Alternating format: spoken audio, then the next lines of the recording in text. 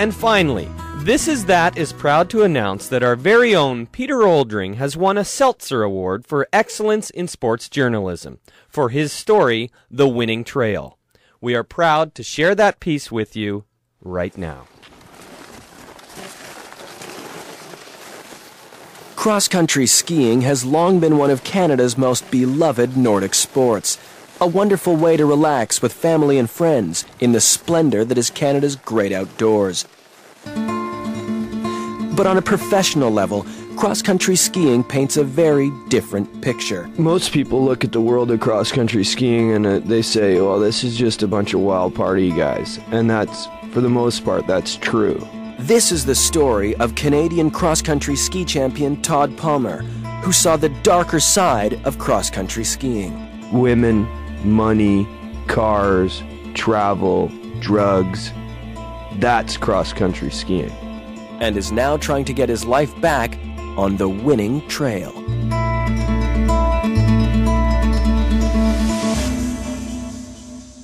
Todd started cross-country skiing at the tender age of 6 years old. You know, I think for every parent, it's both a blessing and a curse. You know, when your child comes home and says, I want to cross-country ski, because the first thought is, you know, I'm glad that you have found something that you're interested in. And then the second thought immediately is, I know that lifestyle. That's the voice of Don Palmer, Todd's father, who told me of the early days of his son's skiing career. You know, it wasn't a big deal to see Todd come home from a race wasted. We would expect that. It's not an easy lifestyle. It's drugs, it's alcohol, it's promiscuous sex.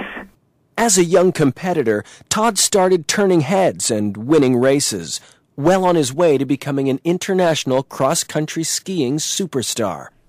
Okay, let me just paint the picture for you. At 16, I go over to Oslo for my first international competition. I don't know what I'm doing. I'm a 16-year-old. I end up winning the race. Before I even have my skis off, a handler comes up to me and says, get changed. There's a helicopter waiting. You're going to go meet the Rolling Stones. It wasn't long before Todd started reaping the financial benefit of his newfound fame. You have to understand, to a cross-country skier, for the most part, money doesn't mean anything. I was getting paid $100,000 to just show up at a race. $1 million a year for a wax endorsement. I was getting another $85,000 because I represented some Poles. And I was the poster boy for a Swedish breakfast cereal. So you tell me how you're supposed to keep your head on straight when you're just getting money thrown at you. And we all were. Norwegian gold medalist Jonsi Milkinen.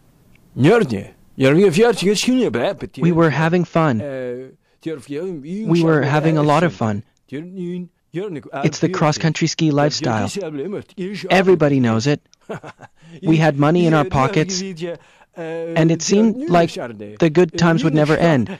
But I think, for Todd, he simply took it too far. Yes, he took it too far. It was in 2004 at the World Cup in Germany. I was on one of my classic cross-country ski benders. I hadn't slept for 48 hours. I was on horse tranquilizers and white wine and LSD. And I got it into my head that I wanted to cross-country ski the Autobahn. And that's when it hit me. What hit Todd was a Japanese tour bus traveling at 80 miles an hour. Todd was dragged for over 300 meters. The injuries his body sustained were so severe that Todd would never cross-country ski again. That's when I decided I was going to open the center.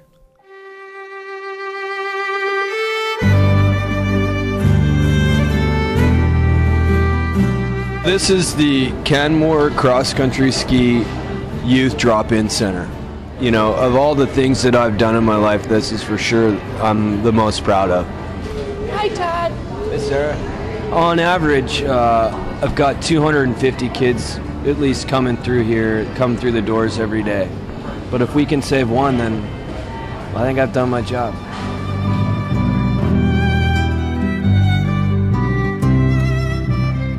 The reckless, hedonistic lifestyle of professional cross-country skiing may never change, but thanks to Todd Palmer and the huge price he had to pay, there is at least a small place in Canmore, Alberta, for those that cling to the forgotten dream of what it truly means to ski clean.